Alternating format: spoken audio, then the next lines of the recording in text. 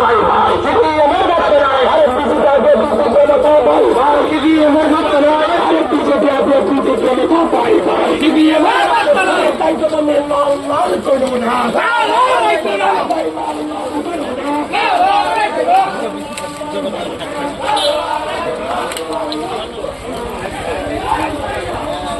নাম্বারই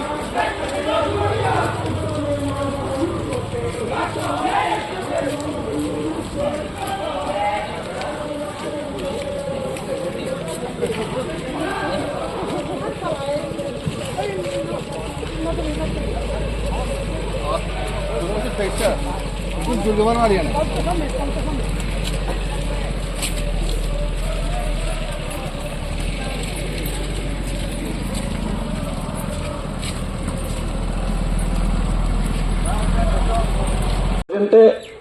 কথা বলছি না পাস্টে এবং এখানে অনেক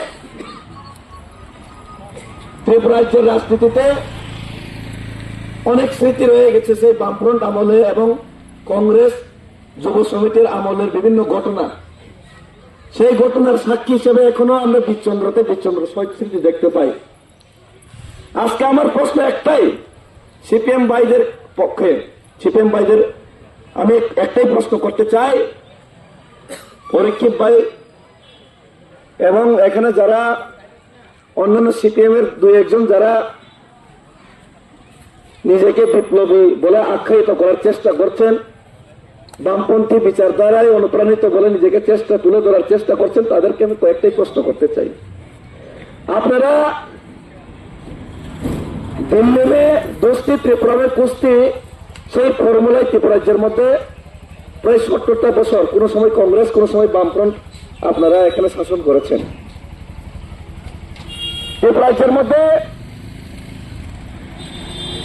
সেই ৭০ বছরের রাজনৈতিক ইতিহাসে বামফ্রন্টের ৩৫ বছর এবং কংগ্রেসের ৩০-৩৫ বছরের ইতিহাস সেই ইতিহাসের পাতায় আমরা যদি সেই ইতিহাসের পাতায় বইয়ের পাতা খুলে দেখি তাহলে আমরা দেখতে পাই শুধুমাত্র ত্রিপুরাজ্যের মধ্যে বৈষম্য বিভেদ হিংসা খুন সন্ত্রাস দাঙ্গা অনাহার ম্যালেরিয়া মেনিনজাইটিস কুপোষণ এবং পাহাড়ের প্রতি চূড়ান্ত বঞ্চনা। তারপরেও দিল্লিতে দোস্তি ত্রিপুরাতে কুস্তির ফর্মুলায় আপনারা এখানে শাসন করেছেন। এক সময় সেটা চুরি চুপকে ছিল, চুরি করে সেই প্রেম চলতো আগে, কিন্তু আজকে সেটা প্রকাশ্যে চলে এসেছে। সিপিএমরা আগে কংগ্রেসকে বলতো বুর্জোয়ার দল, বুর্জোয়া দল, কংগ্রেসের সাথে আমরা কোনোদিন এক হতে পারবো না। সেই কংগ্রেসের অপশাসন সেটার বিরুদ্ধে আমরা বামফ্রন্ট লড়াই করছে এবং একটা ক্যাসেট সবসময় চালানো হতো কেন্দ্রের বঞ্চনা বলে চালানো হতো। এই ভুলভাল কথা বুঝিয়ে সাজিয়ে ত্রিপুরাজ্যকে ওরা শাসন করেছে এবং সেই শাসনের ফলশ্রুতি হিসেবে বিশেষ করে পাহাড়ের জনগণকে চূড়ান্ত বঞ্চনা চূড়ান্ত প্রতারণা করা হয়েছে ৩৫ বছরে ৭০ বছর। সেই ফারাকের কারণেই ত্রিপুরাজ্যের মধ্যে বিভেদের সৃষ্টি। সেই বিভেদের উপর নির্ভর করে কংগ্রেস এবং সিপিএম ত্রিপুরাজ্যের মধ্যে রাজনীতি করেছে গত ৭০ বছর। কিন্তু আজকে কি দেখলাম, সেই কংগ্রেস সিপিএম দিল্লিতে দোস্তি করে ত্রিপুরাতে লড়াই করিয়ে অনেক লোকের অনেক পরিবারের জীবন